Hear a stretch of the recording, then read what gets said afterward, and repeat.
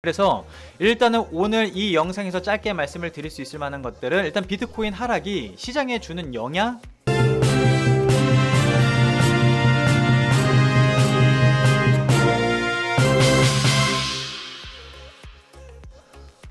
네, 안녕하십니까. 사이다 경제연구소입니다.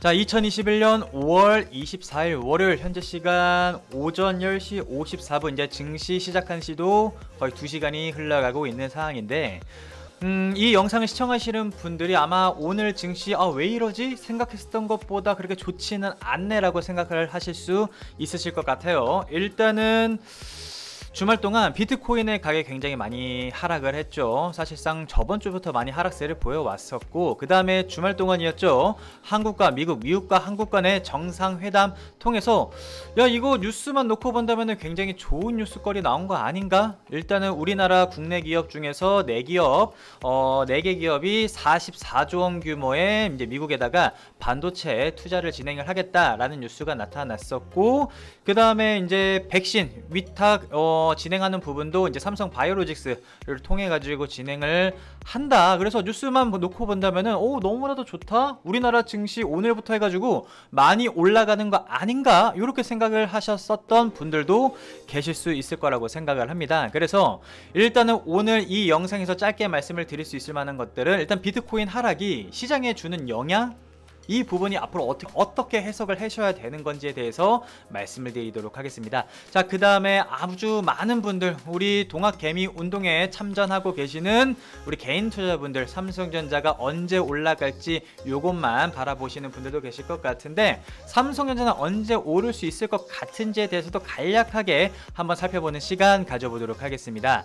먼저 현재 한 2시간 정도가량 월요일 증시가 진행이 되는데 그렇게 많이 올라가는 느낌은 아니죠. 먼저 이 비트코인의 하락, 여러분들 지금 비트코인이 한 8천만원 정도까지 올라갔다가 최근에 이제 어떤 분들은 미국의 테슬라 대장이죠, 일론 머스크의 말 한마디에 오르락 내리락 하는 부분에 대해서 이제 질릴 대로 질리실 것 같고, 그 다음에 가장 사실 타격을 많이 받았었던 이유는 중국에서 규제를 했었던 부분인 거죠. 그 다음에 미국 같은 경우에도 이제 슬슬 규제에 대한 내용이 나타나고 있는데, 비트코인이 조정 정도 수준인 걸까요? 조정을 너무 세게 준 걸까요? 아니면 이제 대세 하락의 시작인 걸까요? 이 부분에 대해서도 한번 말씀을 드려보도록 하겠습니다. 아시겠죠? 그래서 일단은 여러분들 보시는 게 비트코인입니다. 지금 비트코인 차트를 보시고 계시는데, 많은 분들께서 요 업비트라든지 이런 것들 이용을 하고 계시니까 제가 먼저 말씀을 드리는 부분이 있다면은, 뭐 지나고 나서 말씀을 드리는 게 아니라 일단은 저희 회원분들한테도 제가 말씀을 드렸었던 게 요 라인대였거든요. 그러니까 일반적으로 그냥 비트코인 같은 경우에는 실질적으로 정보, 그러니까 주식처럼 정보라든지 뭐 거시적인 미시적인 경제 지표라든지 경기 사이클이라든지 아니면은 그 해당 섹터라든지 그 기업이 주는 내재 가치, 펀더멘탈 이런 부분으로 투자를 하는 부분이 아니기 때문에 말 그대로 요 비트코인 하나에, 그러니까 화폐 수단으로 인정될 거냐 인정되지 않을 거냐 이런 것들에 대한 무수히 많은 기대감으로 많이 올랐었습니다. 그죠? 그래서 일단 차트적인 부분으로만 놓고 본다면요, 비트코인이 여태까지 단 한 번도 깨지 않았었던 부분, 그러니까 8천만원 정도까지 올라가게 되었다가 8천만원에서 실질적으로 매도 물량이 좀 많이 나왔었거든요. 그리고 나서 정확하게 한 4월 중순부터 해가지고 얘가 한 번도 깨지 않았었던 추세를 깨고, 단기적인 추세를 깨고 내려왔었다는 거죠. 그래서 제가 우리 회원 여러분들한테도 약간 비트코인이 매도 물량이, 그러니까 차익 실현 매물이라고 하죠, 어느 정도 많이 끌어올렸다가 수익을 본 자들의 매도 물량이 조금 많이 나왔었고, 그 다음에 단기적인 반등 정도 수준으로 말씀을 드렸었는데, 그 당시에 일단은 비트코인이 대장주로 움직였었다 보니까 지금 같은 경우에는 뭐 최근에는 뭐 다 떨어졌지만 뭐 이더리움이라든지 이런 뭐 도지코인이라든지 이런 것들이 좀 강세를 보였지만, 실질적으로 대장이었던 비트코인이 단기적인 추세를 깨고 나면서부터 뭔가 내용거리가 나타나기 시작했다는 거죠. 그래서 그 당시에 뭐 일론 머스크가 이제 도지코인에 관련된 뭐 좋다 나쁘다 막 이런 식으로 말을 하다 보니까 코인들이 전체적으로 반등했다가 내려갔다가 하는 느낌으로 가져갔었는데 보시다 보면은 일단은 일봉으로만 놓고 본다 하더라도요 추세를 완벽하게 깼기 때문에 요거 이격도를 지금 뚫고 올라가기도 쉽지 않습니다. 그래서 아직까지는 제가 봤을 때는 저가 매수로 들어가시기에는 조금 시기상조지 않을까라는 생각이 들고 있고요. 그 다음에 가장 조금 더 큰 그림으로 놓고 본다 하더라도 어떤 분들은 이제 슬슬 조정을 받았다 보니까 여기 120선이라든지 60주선이라든지 120주선을 기점으로 해가지고 저점 매수에 달라붙으면서 다시 끌어올릴 거다라는 말을 하는 사람들도 있고, 일단 다양합니다. 이제 하락이 시작이라고 말하는 사람들도 있고, 일단 월봉 기준으로만 놓고 본다 하더라도 이번 주가 5월의 마지막입니다.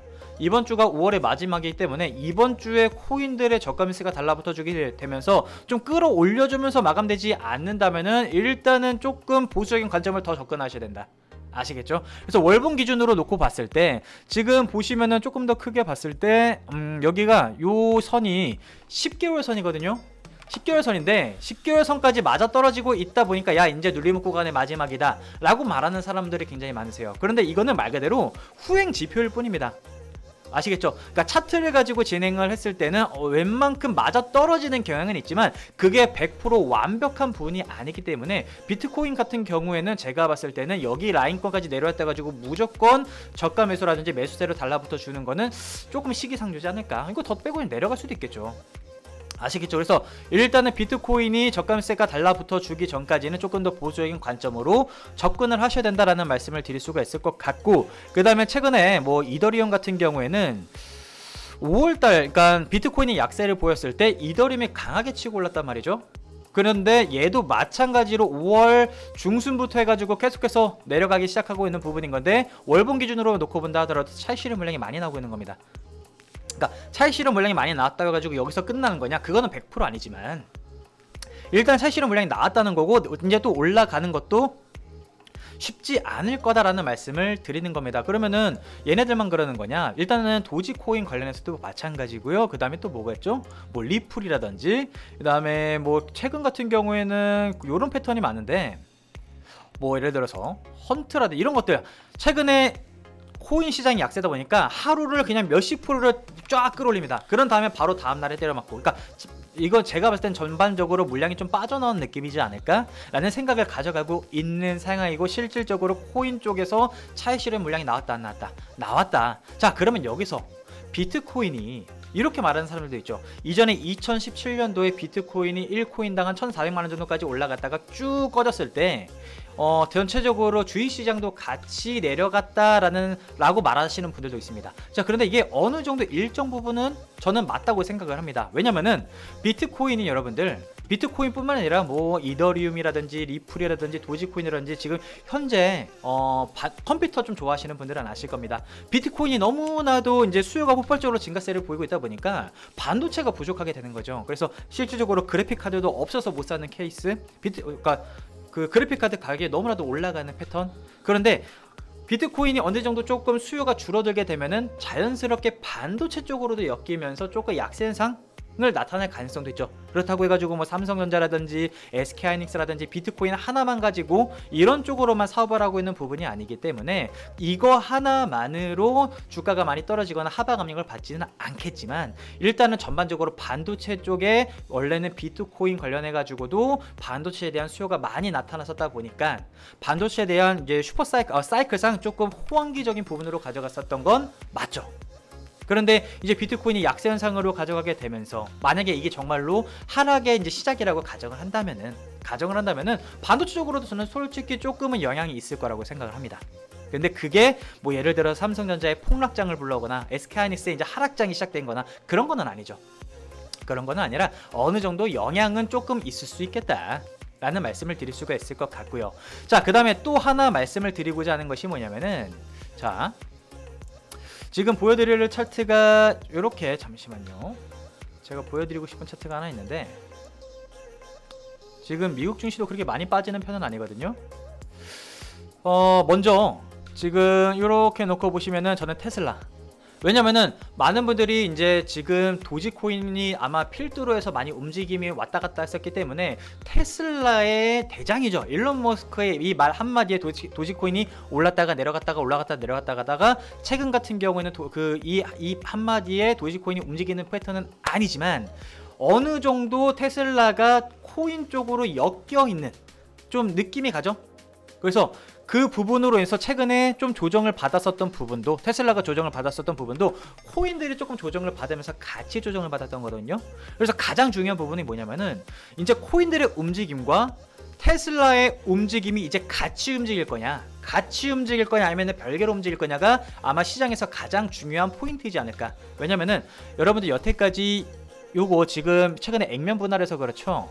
여태까지 시장을 주도했었던 종목이 뭐였었죠? 테슬라였죠. 애플이었나요? 아니죠. 테슬라였죠. 테슬라가 여태까지 기술주, 성장주로 해가지고 시장을 많이 끌어올렸었는데, 그렇다 보니까 테슬라가 조정을 받게 된다면 테슬라만 조정을 받는 것이 아니라 여태까지 시장을 주도했었던 기술주, 성장주들이 같이 하방 압력을 받는 겁니다. 폭락장으로 가져간다는 게 아니라요, 어느 정도 조정 패턴으로 가져갈 수 있을 거다.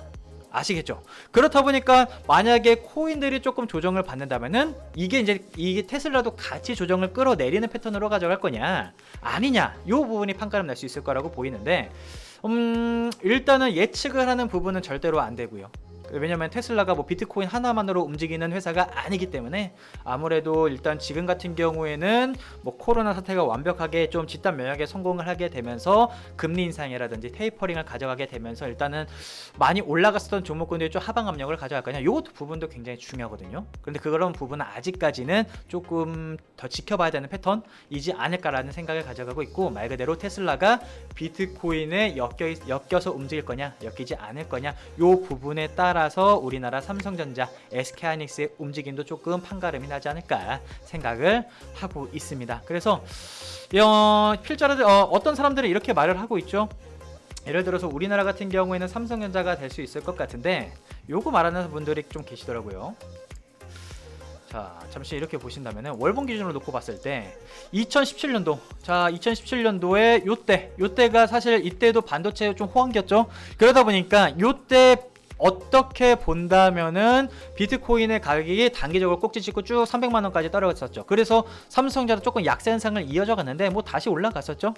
그래서 이거를 말하게 되면서 비트코인의 가격이 내려갔을 때 어느 정도 반도체 관련된 종목군들도 조금 약세 현상을 이어가지 않을까라는 생각을 하시는 분들도 있는데, 이렇게 따지고 본다면은 내려갈 때마다 저가 매수로 대응하시는 분들은 또 나중에 많이 드셨죠.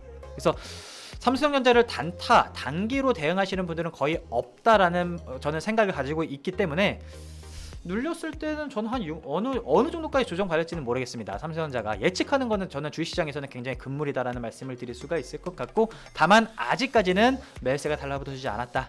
그래서 조금은 삼성전자, 뭐 SK하이닉스 조금 보수적인 관점으로 접근하셔야 된다라는 말씀을 드릴 수가 있을 것 같고요. 저가면서 달라붙었을 때 그때 들어가셔도 괜찮으시겠죠. 근데 여기서 많이 물려 계시는 분들 지금 거의 한 5개월 정도가량 개인들의 자금만 한 23조 원 정도가량 매수 물량이 들어간 것으로 보이고 있는데, 공매도도 진행이 되고 있겠다. 요거 뚫어주지 않는다면은 여기 라인권 뚫어주지 않는다면은 전 제가 봤을 때 조금 보수적으로 접근해야 되지 않을까라는 생각을 갖고 있습니다. 자, 그리고 아까 제가 주제에서도 말씀을 드렸었던 것처럼 주말 동안 한국과 미국과 한국 간의 정상회담, 실질적으로 우리나라 국내 기업 4개 기업, 삼성전자를 포함해가지고 미국에 44조 원 규모의 반도체 투자 진행을 하게 되었고, 또 이제 코로나 백신 관련해가지고 삼성 바이오로직스 통해가지고 위탁 계약을 또 진행을 하게 됐는데, 좋은 거 아닌가요? 라고 생각하시는 분들도 계실 거라고 생각을 합니다. 그런데 실질적으로 저번 주에 이 한미 정상회담에 대한 결과적인 부분을 다 어떻게 보면 예견을 했다고 해야 될까요? 아니면 이렇게 될 거다라고 이미 다들 알고 계셨고, 저는 어느 정도 조금 선반영 정도는 됐다라는 말씀을 드릴 수가 있을 것 같아요. 그리고 실질적으로 놓고 본다면요, 저는 이 결과가 정치적인 부분, 외교적인 부분에서는 굉장히 좋았다. 왜냐면은 결과적인 부분만 이렇게 놓고 본다면은 미국의 편만 든 것도 아니고 중국의 편만 든 것도 아니기 때문에, 그리고 어느 쪽을 또 비난하거나 비평한 것도 아니기 때문에 딱 중간치를 좀 잘 결정해가지고 진행한 부분이 아닐까. 그래서 최악으로 가진 않았다라는 말씀을 드릴 수가 있을 것 같고, 실질적으로 반도체 투자 관련해서는 그게 우리나라 삼성전자를 당장 끌어올릴 만한 재료는 아니죠. 그래서 중소형주들 같은 경우는 조금 이익을 받을 가능성도 있겠지만 그 다음에 삼성바이오로직스 같은 경우도 마찬가지죠. 그래서 삼성전자가 오늘 약세 현상으로 가져가고 있는 부분이 뭐냐면 오늘도 외인기관 물량을 계속해서 매도 물량으로 가져가고 있다는 거거든요. 그래서 가장 중요한 부분은 44조 원의 반도체 투자로 인해서 주가가 끌어올린다는 것이 아니라 테이퍼링 금리 인상을 할 거냐, 그죠? 그 다음에 반도체 이 호황 시스템이 계속해서 가져갈 거냐, 이 부분에 따라서 삼성전자의 움직임이 판가름 날 거다, 이렇게 생각을 해주시면 될 것 같습니다. 아시겠죠? 자, 그렇기 때문에 일단은 뭐 비트코인에 대한 시장이 주는 영향, 저는 어느 정도 조금 영향은 있을 수 있다. 다만 그게 폭락장으로 불러오는 것은 아니기 때문에 어느 정도 저가 매수에 조정을 준다 하더라도 저가 매수에 달라붙어 줄 때까지 차분하게 대응해 주시면 될 것 같고요. 대형주들은 그렇습니다. 대형주들은 그렇고요. 지금 같은 경우에는 우리 이 시청자 여러분들도 마찬가지로 보셔서 아시겠지만 개별 종목군들이 조금 버티다가 한번 갑자기 슈팅 나오는 패턴으로 가져가는 개별 정세가 이어지고 있거든요. 그래서 수급적인 부분 반드시 체크하면서 진행해 주시면 될 것 같고, 일단 한미 정상회담 같은 경우에는 결과가 최악은 아니다. 그냥 어느 정도 좋게 끝난 건 맞다. 근데 이걸로 인해서 뭐 삼성전자라든지 SK하이닉스라든지 뭐 삼성바이오로직스라든지 이런 주가들이 그대로 끌어올릴 만한 재료는 아니었다. 그냥 정치적으로 외교적인 부분으로는 괜찮았다. 이렇게 생각을 해주시면 될 것 같고요.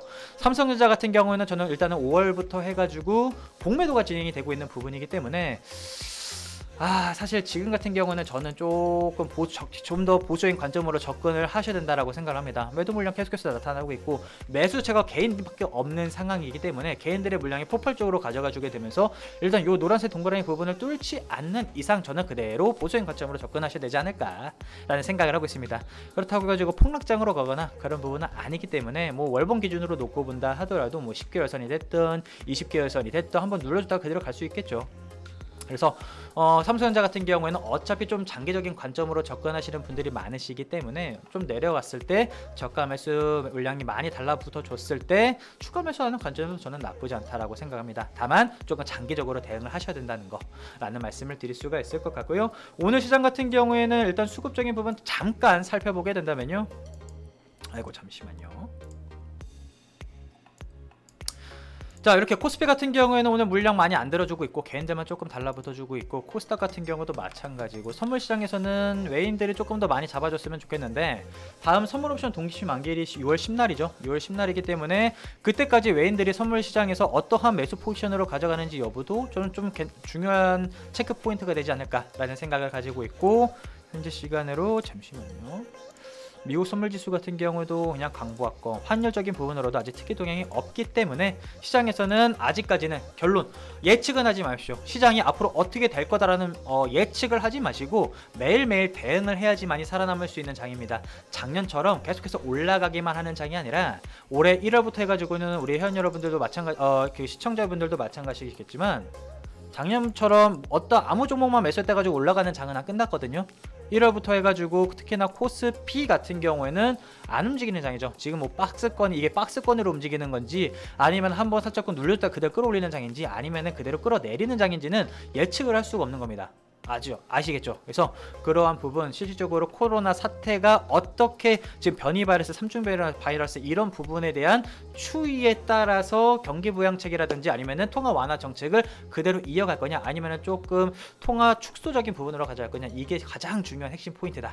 그래서 매일매일 대응을 하셔야 됩니다 라는 말씀을 드리면서요, 일단 오늘 같은 경우는 비트코인이 주는 시장에 대한 영향, 그 다음에 한미 정상회담에 대한 결과에 대해서 말씀을 드려봤습니다. 자, 오늘 지금 영상은 여기서 마치도록 할 테고요. 또 제가 말씀드릴 수 있을 만한 컨텐츠 내용 발견되는 대로 또 이렇게 우리 시청자 여러분들을 위해서 촬영 많이 해드리도록 할 테니까 구독과 좋아요 많이 눌러주시면 감사드리겠습니다. 저는 여기까지 진행하도록 하겠습니다. 감사합니다.